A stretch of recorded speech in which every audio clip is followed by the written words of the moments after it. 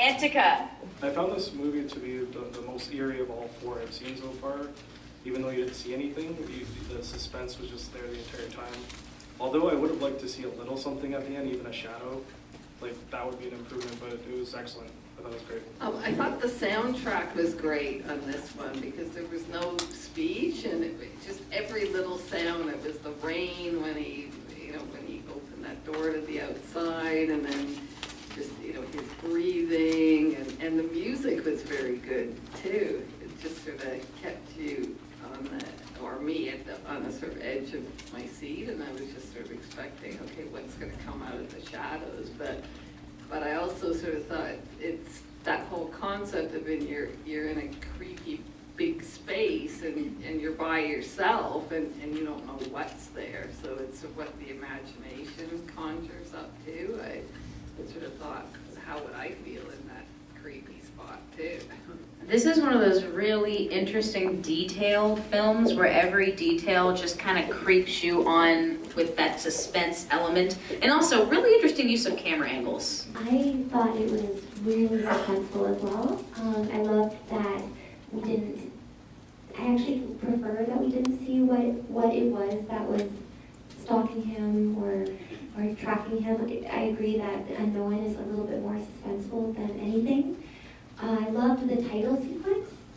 I thought the bold colors and that in conjunction with the sound was awesome. And the camera angles, the long sweeping use of camera angles, it was very Shining-esque. I loved it. Did anybody else notice there was a bit of a trope inversion with this piece? The main character was not some young ingenue running in like the forest and the woods and the haunted cabin in the middle of the night where the kids died 15 years ago tonight. It was a middle-aged guy at work, and he was somehow the prey of something.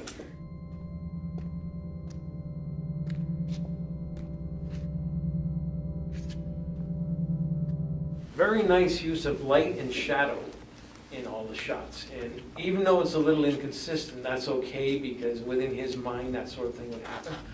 I worked in a place like that for a while in the evenings, and yeah, you've got, first of all, in a room like that, you have the trifecta of bad acoustics. A concrete floor, cinder block walls, sheet metal ceiling, so everything echoes, and every little water drip, you hear everything, and the shadows are weird, and the lights hum, and it's very easy for your imagination to run away with you in a place like that. So they captured that. Full praise to the lighting people on this film. They did such a good job. I sort of feel that it was like death coming and following him, and that's who was walking in and gonna kind of take his life at the end. Ooh, he certainly was getting progressively more injured. But he cut his hand, and when he fell off of the stuff, that like wasn't anyone really doing anything. It was just kind of his time. So that's what I was thinking. I actually thought that like work was slowly killing him. That's what I took from it. I actually have a more realistic interview. Until the last thing, this whole time I thought it's gotta be a rat or some kind of wild animal that's just causing all these voices and freaking him out, because yeah, it's a very eerie scenario. Especially for me, the most memorable scene was when he was looking up the shelf. So this the shot on him and the floor down below is all very pale. But where he's looking, it's very dark and there's a bit of red in it, so it looks very scary and very mysterious. So I think the whole time I was like, no, it's gotta be nothing, and it's just really scary, and his imagination is running wild. But the last thing, I heard footsteps, so it's gotta be a person. So my first thought was, wow, that must be someone really, really dedicated to mess with him.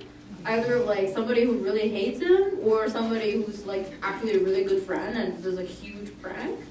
But then after it, I also thought it's also possible that yes, it's been a wild animal this whole time, except the last scene, it's like somebody is coming to check on him or want something from him or whatever.